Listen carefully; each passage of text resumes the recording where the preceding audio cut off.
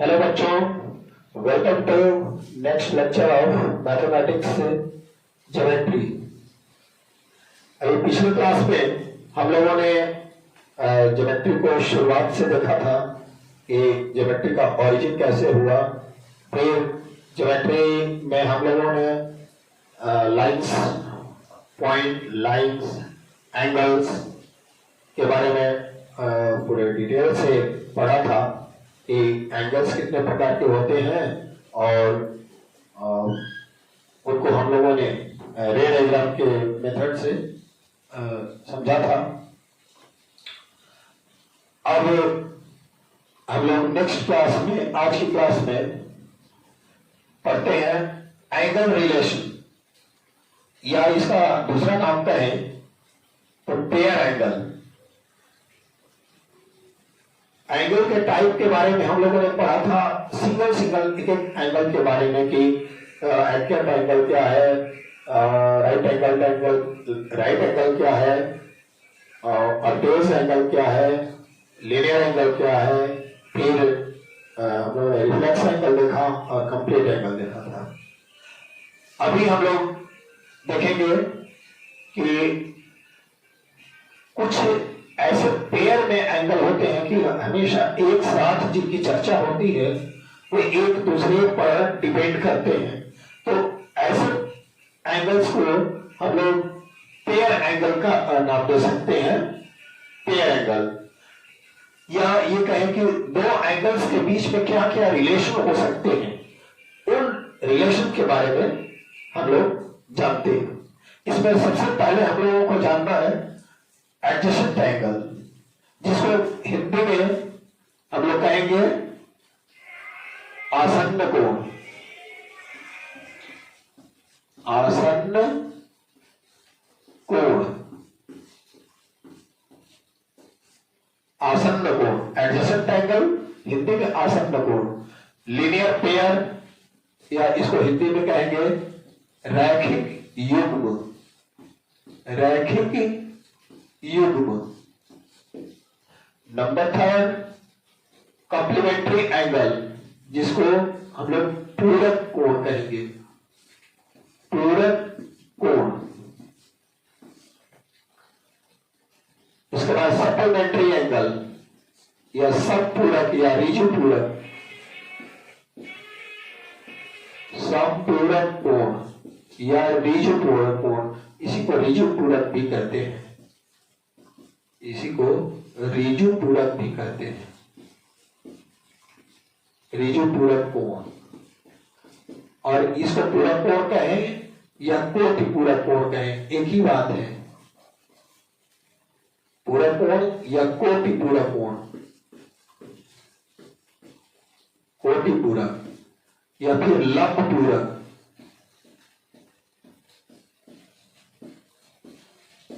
लंब पूरक। एक ही कॉम्प्लीमेंट्री एंगल का ही हम लोग हिंदी में दो तीन नाम देते हैं, पूरक कोण कहें, कोटि पूरक कोण कहें या लंब पूरक कोण कहें। ये सब कॉम्प्लीमेंट्री एंगल कहलाते हैं। सप्लीमेंट्री एंगल, समपूरक कोण, vertically opposite angle, vertically opposite angle, इसको हिंदी में कहते हैं शीर्षाभिमुख कोण, शीर्षाभिमुख कोण, शीर्षाभिमुख कोण। और कॉरेस्पॉन्डिंग एंगल, जिसको हिंदी में कहते हैं संगत कोण, संगत कोण। उसके बाद है अल्टरनेट एंगल, यानी एकांतर कोण, एकांतर कोण। उसके बाद interior opposite angle, interior opposite angle माने अभिमुख, अभिमुख अंतःकोण, अभिमुख अंतःकोण।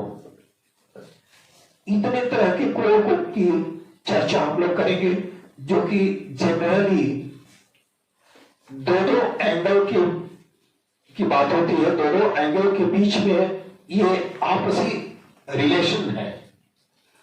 इसमें किसी भी कोण को हम लोग अकेले इसकी कल्पना नहीं करेंगे, इसका अकेले का कोई अस्तित्व नहीं है। जब भी बात होगी तो एक जोड़े में बात होगी। तो चलिए हम लोग स्टार्ट करते हैं बारी बारी से सबके भी बारे में। पहला आसन्न कोण। आप पहले सभी कोणों का एक स्क्रीनशॉट ले लें, इसके बाद हम लोग बारी बारी से हम लोग डिस्कस करेंगे।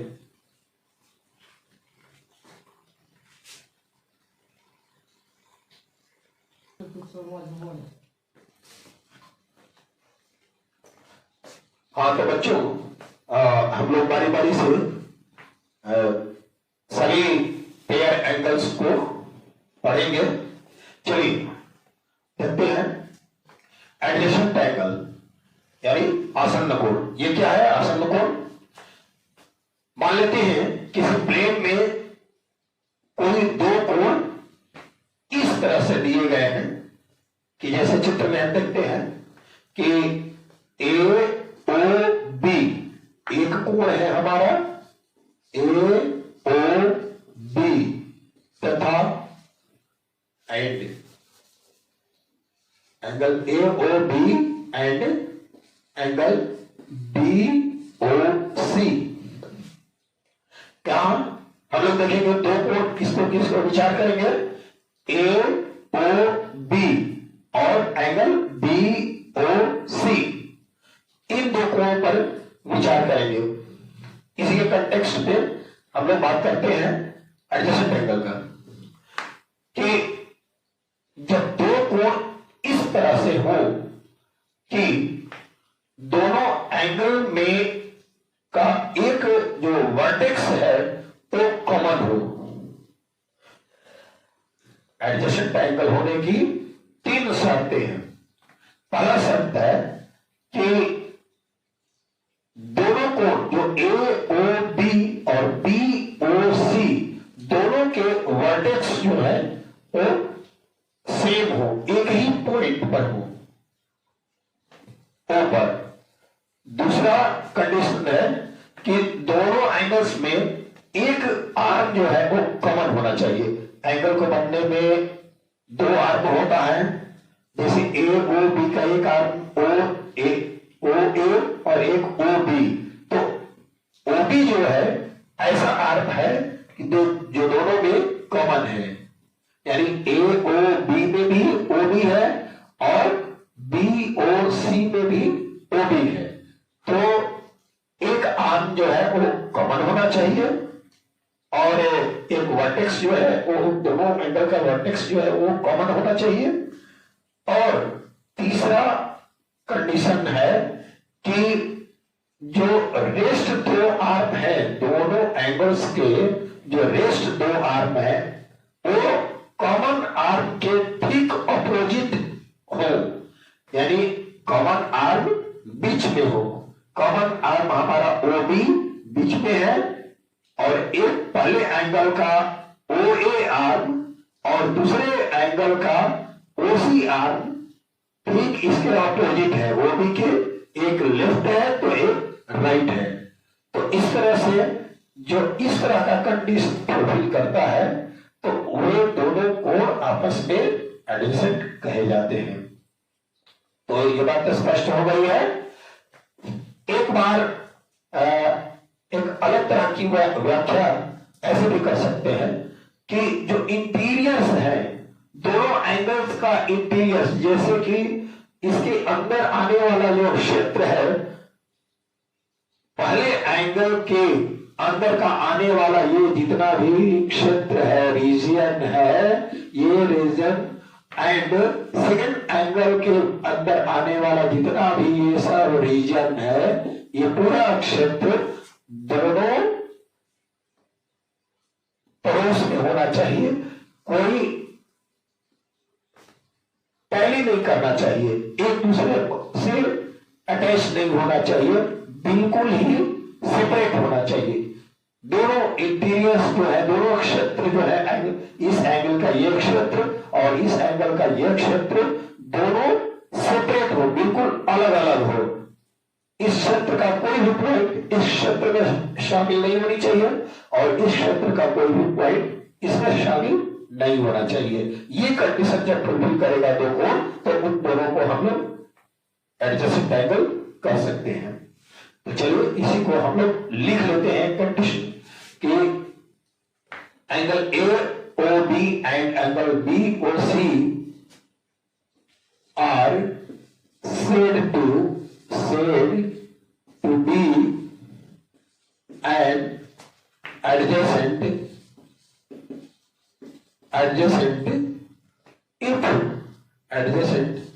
if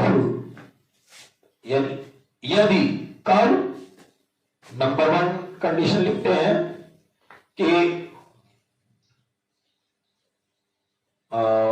vertices of both the angles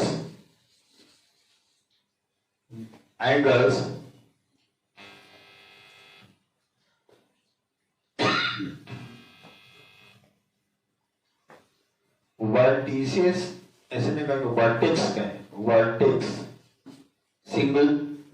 vertex of both the angle is same, एक ही हो। वर्टेक्स अलग अलग ना हो, वर्टेक्स दोनों का सेम ही हो, यानी कि O, इन दोनों एंगल में O देख रहे हैं, AOB में भी O है और BOC में भी O है। सेकंड कंडीशन क्या है कि one of the arm of both the angles is common, यानी कि हम लिखेंगे कि one of the arms of both angles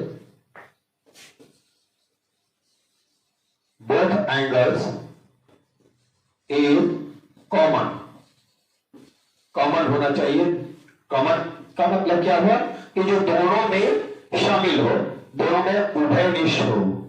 Hindi में अगर कहना चाहें तो कहेंगे कि दो कोण आसन्न कहे जाते हैं यदि उनकी एक भुजा उभयनिष्ठ हो, यानी दोनों में शामिल हो। तीसरा कंडीशन हम क्या कहेंगे कि इसको दो तरीके से कर सकते हैं, जैसा कि आपने बताया कि रेस्ट आर्म जो है कॉमन आर्म के विपरीत हो, अपोजिट में हो, या interiors of first angle and interiors of second angle are totally separated. चलिए लिखते हैं, मतलब दोनों का सेम ही है। कहेंगे कि rest arms of both angles other than, rest arm का मतलब कौन, other than common, other than common arm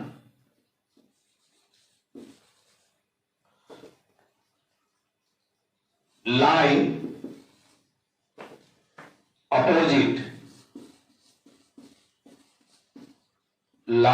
opposite to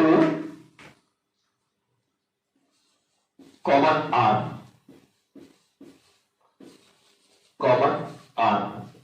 यानी यहां क्या कहे कि rest arm of both angles, यानी एक आर्म की तो हम लोग ऑलरेडी चर्चा कर चुके हैं कि जो कॉमन हो, जैसे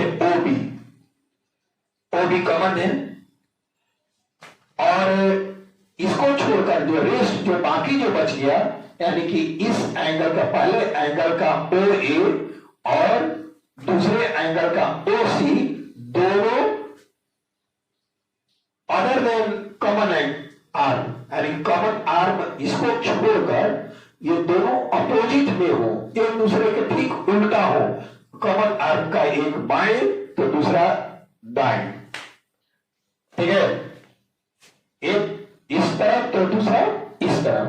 तो ये कंडीशन जब रहेगा तब इन दोनों को हम लोग कॉमन, इन लोगों को एडजेसेंट एंगल कहेंगे।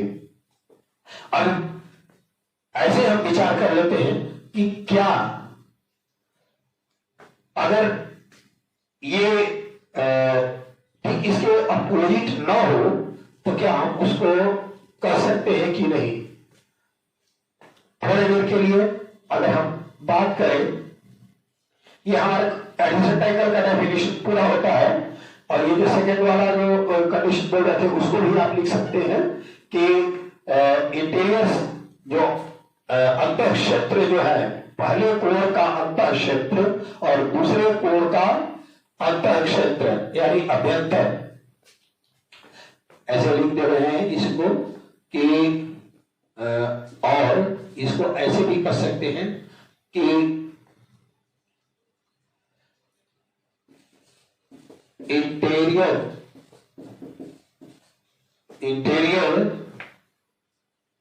interiors of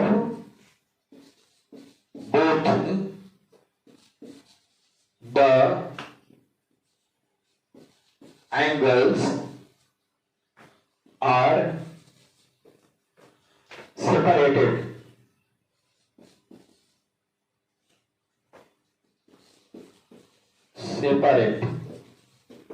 Interiors of both the angles are separate.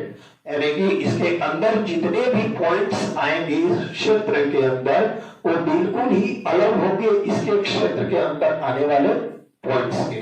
तब हम लोग कहेंगे कि ये दोनों एडजेसेंट एंगल है।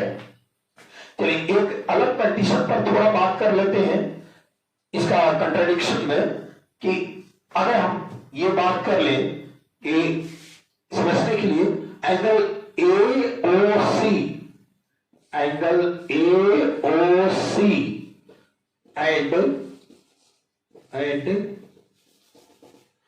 एंगल AOB कंसीडर, यहां लिखते हैं कंसीडर। थोड़ा विचार करते हैं कि AOC और AOB पर, AOC यानी कि ये एंगल पूरा और ये वाला एंगल, ये दोनों को हम लोग क्या कर सकते हैं एडजेसेंट एंगल की नहीं। जरा इस पर बढ़िया से सोच लेते हैं। यहां पर भी हम लोग ये जो तीन कंडीशन लिखे हुए हैं, इन तीनों कंडीशन को अप्लाई करेंगे और देखेंगे कि फुलफिल करता है या नहीं। चलिए देखते हैं कि एंगल AOC और AOB में पहले हम लोगों ने बोला कि पहला शर्त क्या है कि दोनों का वर्टेक्स जो है वो सेम होना चाहिए। तो O जो है दोनों का सेम है, AOC का वर्टेक्स O और AOB का वर्टेक्स O, यानी कि दोनों का वर्टेक्स कॉमन हो गया, यानी कि फर्स्ट कंडीशन जो है वो फुलफिल हो रहा है इस केस में भी, AOC और BOC के भी केस में। अब दूसरा कंडीशन देखते हैं कि वन आर्म जो है एंगल का वन आर्म कॉमन होना चाहिए, क्या ऐसा है कि नहीं। इसमें देखते हैं कि AOC का एक आर्म OA है और एंगल AOB का भी एक आर्म OA है। इसका मतलब कि OA आर्म जो कॉमन हो गया, तो दूसरा कंडीशन भी फुलफिल हो रहा है कि एक आर्म कॉमन होना चाहिए। अब तीसरे कंडीशन पर भी बात करते हैं कि कॉमन आर्म के एक इस साइड तो एक उस साइड होना चाहिए। तो ये वाला शब्द जो है इसमें फुलफिल नहीं हो रहा है, क्योंकि कॉमन आर्म OA है और रेस्ट आर्म जो बच रहे हैं वो एक एंगल का OC और एक एंगल का OB, दोनों ही कॉमन आर्म के एक ही तरफ स्थित हैं, इसलिए हम लोग इसको एडजेसेंट एंगल नहीं कहेंगे। और ये यहां पर जो दूसरा कंडीशन लिखे थे एक दूसरे शब्द में कि interiors of both the angles are separate, तो यहां इंटीरियर्स जो है वो सेपरेट हो रहे हैं। AOC में पूरा रीजन आ जाएगा, ये पूरे सारे पॉइंट्स आ जाएंगे इतना रीजन, और ए ओ बी में ये वाला पॉइंट आ जाएगा। तो इसका मतलब क्या हुआ कि ए ओ सी के अंदर में ए ओ बी आ रहा है। इसका मतलब क्या हुआ, इसका तात्पर्य हुआ कि ये सेपरेट नहीं है, ये वाला पोर्शन जो है वो दोनों में कॉमन हो गया। ऐसा जब होता है तो हम लोग इसको एडजेसेंट एंगल नहीं कह सकते हैं। तो मुझे उम्मीद है कि आपको ये एडजेसेंट एंगल का कंसेप्ट समझ में आ गया होगा। एक बार फिर से रिपीट कर लेते हैं कि क्या क्या कंडीशन है। दो एंगल्स कब कहे जाते हैं एडजेसेंट, जब उनका वर्टेक्स सेम हो, एक ही पॉइंट, दोनों एंगल का वर्टेक्स हो, एक आर्म जो है वो कॉमन हो, और जो रेस्ट आर्म बच रहे हैं वो कॉमन आर्म के दूसरे तरफ स्थित हो, एक इधर और एक इधर। तो चलिए बच्चों, इसको आप स्क्रीनशॉट ले लीजिए।